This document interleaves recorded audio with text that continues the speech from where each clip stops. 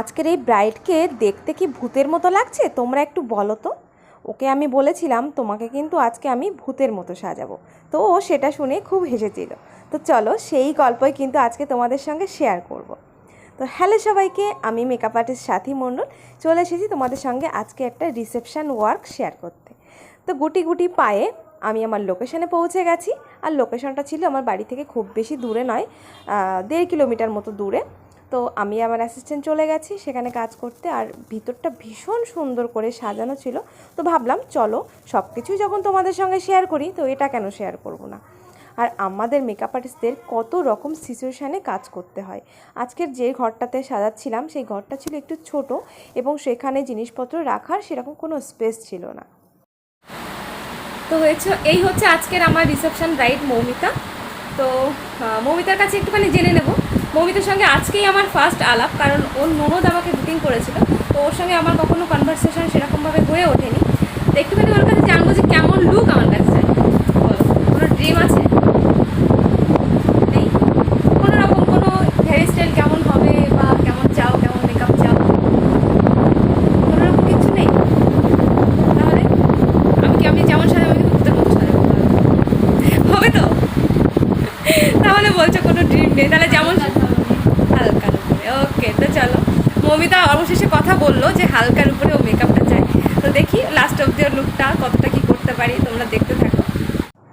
চলো, প্রথমে কিন্তু তোমাদেরকে আমি সরি বলছি, তার কারণ ভিডিওটাতে যে এরকম আওয়াজ হবে সেটা আমি বুঝতেই পারিনি। কিন্তু যখন আমি দেখলাম যে এরকম আওয়াজ হচ্ছে, যেহেতু প্রচণ্ড গরম ছিল তো পাখা চলছিল, তো তখনই ভিডিওটা করেছি। আর পাখার হাওয়াটা আমার ফোনের যেখানে মাইক্রোফোন থাকে সেখানে লেগে মানে সেই হাওয়াটা পুরো এত বাজে একটা আওয়াজ তৈরি করেছে সেটা আমি বুঝতেই পারিনি। তো প্রথমে তো ভেবেছিলাম ভয়েসটা মিউট করে তোমাদেরকে আমার রিয়েল ভয়েসে ভিডিওটা পোস্ট করব, কিন্তু ভাবলাম আমি যদি আমার ভয়েসে তোমাদেরকে ভিডিওটা দিই তাহলে ওর সঙ্গে আমার যে কনভারসেশন হয়েছে সেটা কিন্তু তোমরা শুনতে পাবে না বা ওর রিয়াকশানটা তোমরা বুঝতে পারবে না।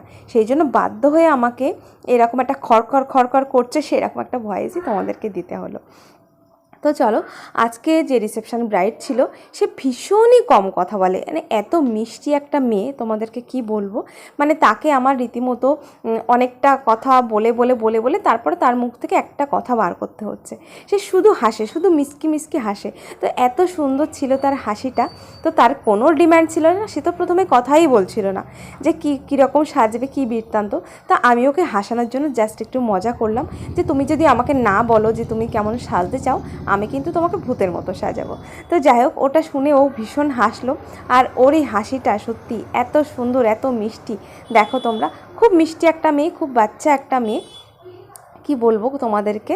তো যখনই কোনো ব্রাইড এরকম কিছু না বলে যে সে কেমন সাজতে চায়, আমরা কিন্তু বুঝতে পারি না মেকআপ আর্টিস্টটা, তাই না, যে সে তার পছন্দটা কেমন। যেহেতু আর প্রথমেই বললাম যে তার সঙ্গে আমার কোনো কনভারসেশন সেরকম হয়নি, তো তার পছন্দটা তো আমি জানি না। যদি কোনো ব্রাইডের সঙ্গে আগে থেকে কনভারসেশন হয় তাহলে জানতে পারি যে তার পছন্দ কেমন, সে কেমন চায়। আর যখনই কারোর সঙ্গে কনভারসেশন হয় না আমরা তার পছন্দটা জানতে পারি না। তো তখন সে যদি না বলে সে কেমন চায় বা কেমন লুক করতে চায় তখন আমাদের জন্য একটু প্রবলেম হয়ে যায়। আর যখনই সে আমার উপরে ছেড়ে দেয় যে দিদি তোমার উপরে ছেড়ে দিলাম তুমি যেমনটা করবে, তখন কিন্তু আমাদের কাজটা আরও সহজ হয়ে যায়। কি বলো তোমরা? তো আমার সঙ্গে একমত হলে তোমরাও কিন্তু কমেন্টে জানিও। তো ব্রাইডাল লুক কমপ্লিট করে ওখানে একটা পার্টি মেকআপ ছিল, এটা হচ্ছে ব্রাইডাল ননদ যে আমাকে বুকিং করেছিল। তো চলো, আজকের ভিডিওটা কেমন লাগলো অবশ্যই কিন্তু কমেন্টে